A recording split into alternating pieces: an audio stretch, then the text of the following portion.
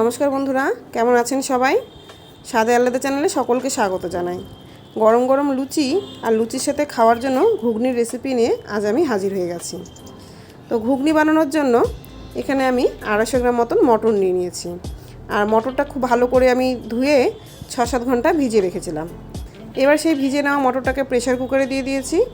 আর এখন এটাকে আমি সেদ্ধ করার জন্য এর মধ্যে দিব খুব সামান্য একটু নুন, মোটামুটি হাফ চামচের মতন লবণ আমি এখানে দিয়ে দিলাম।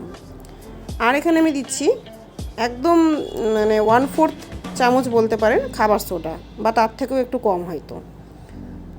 খাবার সোডাটা ঠিক কী কারণে দিলাম সেটা একটু পরে শেয়ার করবো আপনাদের সাথে, সেই কারণে কিন্তু পুরো রেসিপিটা অবশ্যই আপনাদের দেখতে হবে। প্রেসার কুকারের ঢাকনাটা বন্ধ করে দিয়ে আমি এবার এই প্রেসার কুকারটাকে গ্যাস বার্নারে বসিয়ে দিলাম। তো যতক্ষণ এই মটরটা সেদ্ধ হয় ততক্ষণ বাকি প্রিপারেশান দেখে নেওয়া যাক। তো বাকি প্রিপারেশান এখানে কি রয়েছে বলুন তো? এখানে রয়েছে টুকরো করে রাখা আলু, রয়েছে পেঁয়াজ কুচি, রয়েছে টমেটো কুচি আর রসুনের কোয়া। প্রথমে একটা মিক্সিং জার নিয়ে নিলাম আর এই টুকরো করে রাখা টমেটোটা মিক্সিং জারের মধ্যে দিয়ে দিচ্ছি। এখানে একটা বড় সাইজের টমেটো আমি টুকরো করে রেখেছিলাম। এই টমেটোর সাথে আমি দিয়ে দিব কয়েকটা পাকা লঙ্কা, 4টা পাকা লঙ্কা আমি এর মধ্যে দিয়ে এটাকে ভালো করে পেস্ট করে নেব। এটা পেস্ট হয়ে গেছে, আমি বাটিতে ঢেলে নিচ্ছি। এবার ওই একই মিক্সিং জারের মধ্যে আমি দিয়ে দিব অর্ধেকটা পেঁয়াজ। 3টে বড় সাইজের পেঁয়াজ আমি কুচিয়ে নিয়েছিলাম আর 2টা রসুনের কোয়া আমি ছাড়িয়ে রেখেছিলাম। তো সেখান থেকে অর্ধেক পেঁয়াজ আমি এখানে মিক্সিং জারে দিয়ে দিলাম আর রসুনটা আমি পুরোটাই দিয়ে দিচ্ছি। পেঁয়াজ রসুন পেস্ট করার জন্য আমাদের কোনো জলের ব্যবহার করতে হবে না। আর পেঁয়াজ রসুনের পেস্টটা ব্যবহার করলে ঘুগনির গ্রেভিটা কিন্তু অনেক বেশি ভালো হয়। তো দেখুন কি সুন্দর রং হয়েছে, যেহেতু পেঁয়াজটার স্কিনটা একটু পার্পল কালারের ছিল, তো এই পেস্টটাও কিন্তু ওইরকম কালার এসছে। এবার চলে এসেছি মূল উপকরণ, ঘুগনির সাথে মাংসের চর্বি। তো পরশু যেহেতু হোলি ছিল, বাড়িতে খাসির মাংস আনা হয়েছিল। তো মাংস রান্না করতে গিয়ে দেখলাম যে অনেকটা চর্বি আছে। তো সেই চর্বি দেখেই আমার মনে হলো যে একটু চর্বি দিয়ে ঘুগনি বানালে কেমন হয়। আমার ভীষণ পছন্দের। তো আপনাদের সাথে আজকে সেই রেসিপিটাই শেয়ার করব। খুবই ইজি অ্যান্ড সিম্পল রেসিপি, অবশ্যই কিন্তু পুরো রেসিপিটা দেখবেন।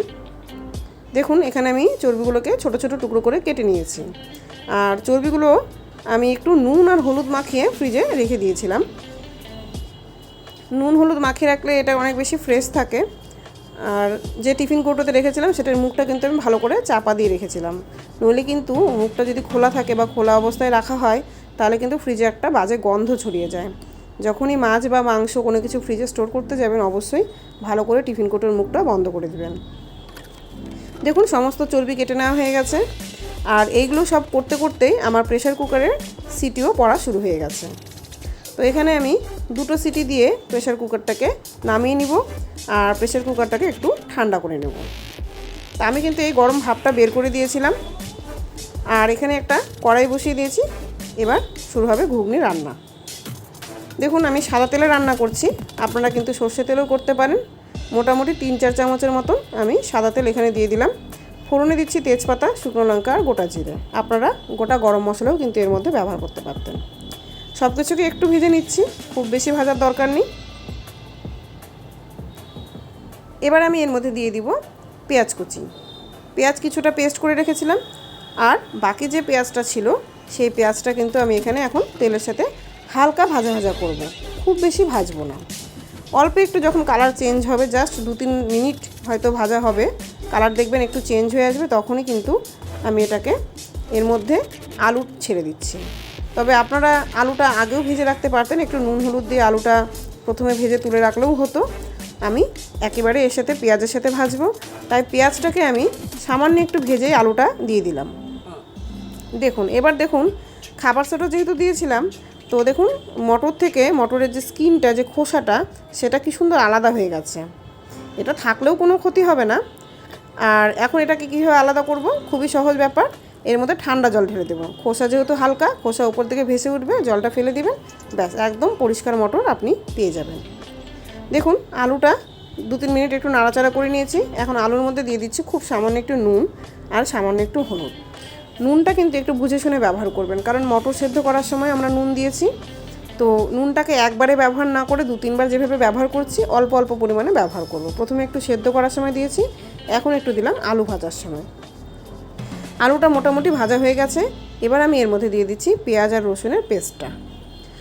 আপনারা আদা পেস্ট এর মধ্যেও ব্যবহার করতে পারতেন, তো আমি এটা আলাদাভাবেই দিচ্ছি, আদার পেস্টটা আলাদাভাবে ব্যবহার করব। পেঁয়াজ আর রসুনটা দিয়ে দেওয়ার পরে সামান্য 2 চামচ মতন একটু জল দিয়ে দিলাম যাতে পুড়ে না যায়। এবার ভালো মতন আমি একটু এগুলোকে কষিয়ে নেব। দেখবেন রসুনের একটা কাঁচা গন্ধ কিন্তু অনেকক্ষণ পর্যন্ত পাওয়া যায়, তো সেটাকে কিন্তু একটু সময় নিয়ে ভালো করে না ভাজলে এই কাঁচা গন্ধটা কিন্তু থেকে যাবে। তো সেক্ষেত্রে রসুন যখনই দেবেন রসুন বাটা রান্নাতে একটু সময় নিয়ে ভালো করে কষিয়ে নেবেন। দেখুন সমস্ত কিছু কষানো হয়ে গেছে, মশলার কালার চেঞ্জ হয়ে গেছে। এখন এর মধ্যে দিচ্ছি দ্বিতীয় পেস্ট, সেটা হচ্ছে জিরে বাটা, আদা বাটা আর সামান্য একটু দিয়ে দিয়েছি লঙ্কার গুঁড়ো। 1 চামচ দিয়েছি জিরে বাটা, বড় চামচের 1 চামচ জিরে বাটা, হাফ চামচ দিয়েছি আদা বাটা আর হাফ চামচের মতো লঙ্কা গুঁড়ো এখানে দিয়েছি, কারণ আমি কাঁচা লঙ্কা ব্যবহার করেছিলাম টমেটোর সাথে, তো লঙ্কার গুঁড়োটা একটু কমই ব্যবহার করেছি এখানে। এবার আমি দিয়ে দিচ্ছি টমেটো আর কাঁচা লঙ্কার পেস্ট। এবার এগুলোকে আরও ভালো করে মিশিয়ে নিব। আরও কিছুক্ষণ আমি এই মশলাটাকে কষিয়ে নেব। যে কোনো রান্নাতেই মশলা যত ভালো কষানো হবে রান্নার স্বাদ কিন্তু ততই বাড়ে। দেখুন মশলা থেকে তেল অল্প অল্প করে ছাড়তে শুরু করেছে। আমি এখন এর মধ্যে দিয়ে দিলাম পরিমাণ মতন হলুদ আর খুব সামান্য বা হাফ চামচের মতন চিনি দিয়ে দিলাম, টমেটোর যে টক ভাবটা সেটা ব্যালেন্স করার জন্য। আবারও ভালো করে মিশিয়ে নিচ্ছি। আরও খানিকক্ষণ আমি এই মশলাটাকে কষিয়ে নেব। আরও বেশ কিছুটা সময় কষিয়ে নেওয়ার পর আমি এর মধ্যে অ্যাড করব কেটে রাখা মাংসের চর্বিটা। মাংসের চর্বিটা প্রথমে দিয়ে দিলে কিন্তু গলে যাবে, তো সব কিছু কষিয়ে নেওয়ার পরে মাংসের চর্বিটা দিয়ে 2-3 মিনিট আমি নাড়া দিয়ে নেব। এতে করে কী হবে বলুন তো, মাংসের চর্বিটা হালকা একটু নরম হবে, তবে একেবারে কিন্তু গলে যাবে না। একেবারে গলে গেলে সেটা কিন্তু আর খুঁজে পাওয়া যাবে না, আর ঘুগনিটাতে দেখবেন তেল তেলে ভাবটা বেশি হবে। তো সামান্য একটু যখন দেখবেন একটু কালারটা চেঞ্জ হচ্ছে, একটু ট্রান্সপারেন্ট হয়ে যাচ্ছে, তখন কিন্তু এর মধ্যে এই সেদ্ধ করে রাখা মটরটা দিয়ে দিবেন। আর মটরটা এত সুন্দর সেদ্ধ হয়েছে, 2টো সিটি দিয়েছিলাম, খুব সুন্দর সেদ্ধ হয়েছে। খাবার সোডা দিলে সেদ্ধটা খুব সুন্দর হয়। যে কোনো রকম মটর সেদ্ধ করার সময় যদি সামান্য একটু খাবার সোডা দিয়ে দেন, তো সেক্ষেত্রে দেখবেন টেস্টটা কিন্তু বা মটরের সেদ্ধের ব্যাপারটা খুব ভালো হয়, তাড়াতাড়িও হয়ে যায়। সব কিছু এবার ভালো করে কষিয়ে নিচ্ছি। এবার দেখুন মশলাটা তো সব কষানোই ছিল আর মটরটাও সেদ্ধ করা ছিল, তো বেশিক্ষণ নাড়া দরকার নেই। 2-3 মিনিট নাড়াচাড়া করে নিয়ে আমি এর মধ্যে ব্যবহার করছি জলটা আমি একটু উষ্ণ গরম জল ব্যবহার করেছি।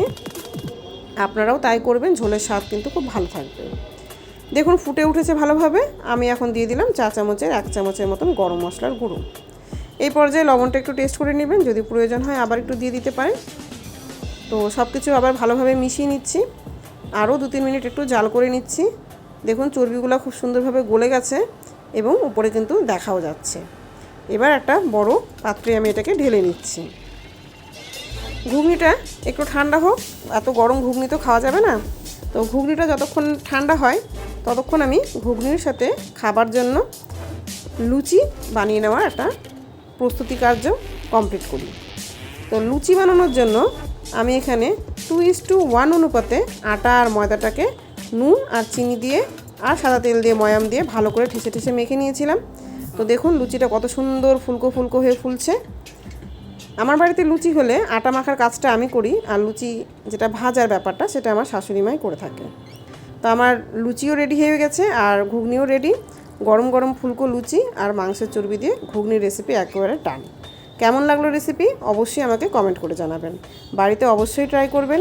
চ্যানেলে নতুন বন্ধু হয়ে থাকলে চ্যানেলটাকে সাবস্ক্রাইব করে পাশে থাকার অনুরোধ রইল। আজকের মতন এটুকুই।